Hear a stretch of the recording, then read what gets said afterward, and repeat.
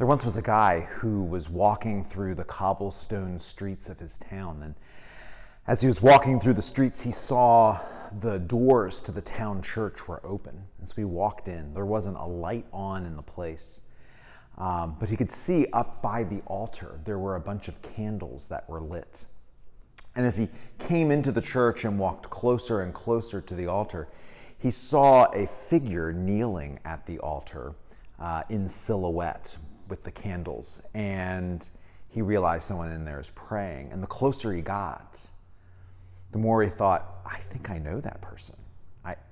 I think I know that person. Until finally, he was practically right next to him. He's like, yeah, that's Neil. And a little shocked, he said, "Psst, Neil." And Neil looked up from praying and said, "Oh, hey." And his friend said, "What are you doing here? You're a militant atheist. You said you don't believe in any of this, and you're kneeling here praying? Do you think that this prayer that you're praying works?" And Neil said, "Of course not. What do you take me for, an idiot?" And so the guy says, "Well, what are you doing praying this prayer if you don't think it works?" And Neil said, "Oh, the priest said that this prayer works even if you don't believe it."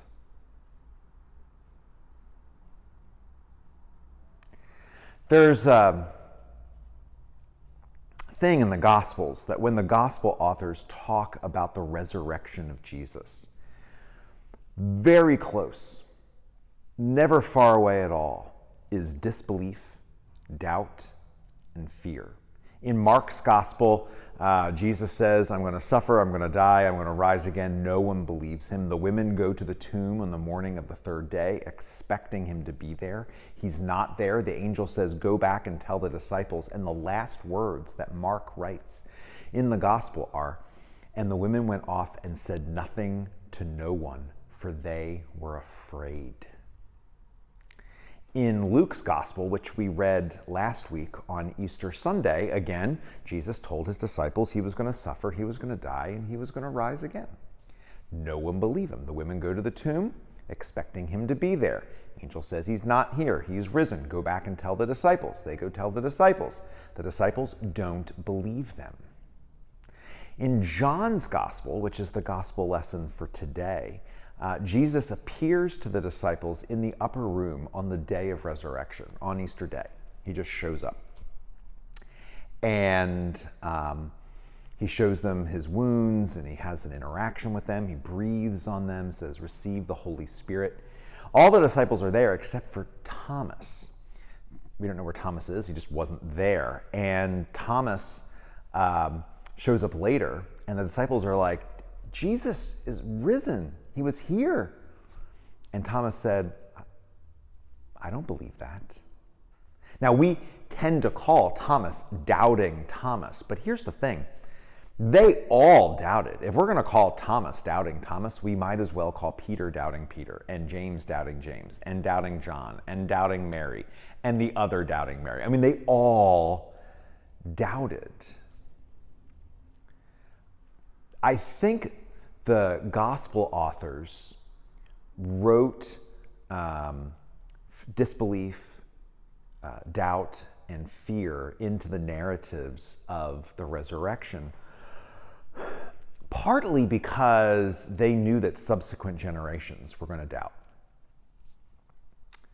But I think they wrote it in also because they knew that they doubted as well, that disbelief, that doubt, and that fear that's written into the Gospels was also written into their own hearts. And here's the thing about the doubt and belief that was there 2,000 years ago, and perhaps is even around today.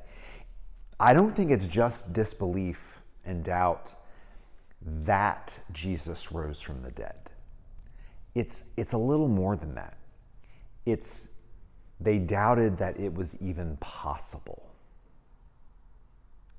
In the horizon of possibility in this world, the things that are possible, the realm of the possible, there are some things that don't fit there. And